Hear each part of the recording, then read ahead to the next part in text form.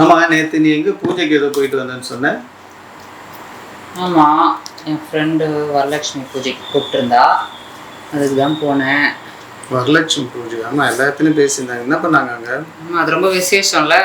அவங்க வந்து சாமியெல்லாம் வச்சு, அம்மனை வச்சு டெக்கரேஷன்லாம் பண்ணி, சாமி ரூமில்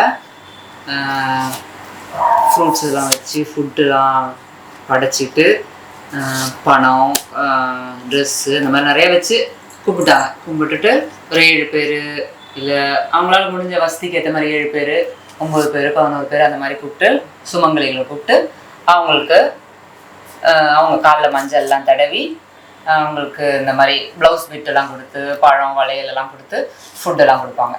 அதுதான் ஓசிலே ப்ளவுஸ் பிட்டெலாம் கிடச்சிதா? உன் காலெலாம் மஞ்சள்லாம் போட்டு போயிட்டு வச்சாங்களா?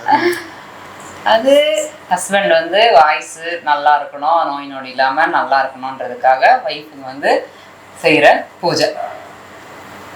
பரவாயில்லையே, எங்கள் மேலே பாசத்தை காட்டுறதுக்காக ஒரு பூஜைலாம் வச்சுருக்கீங்க. அப்போ உங்களுக்கு அம்மா மேலே பாசம் இல்லையா? ஏன்? அவங்க வந்து உங்கள் ஆயுசு நல்லா இருக்கணும்னு பூஜை பண்ணுறாங்க, விரதம் இருக்கிறாங்க. நீங்கள் எந்த பூஜையும் பண்ண மாதிரியே தெரியலையே. யோசிக்க வேண்டிய விஷயம்தான். யோசிக்கலாம்.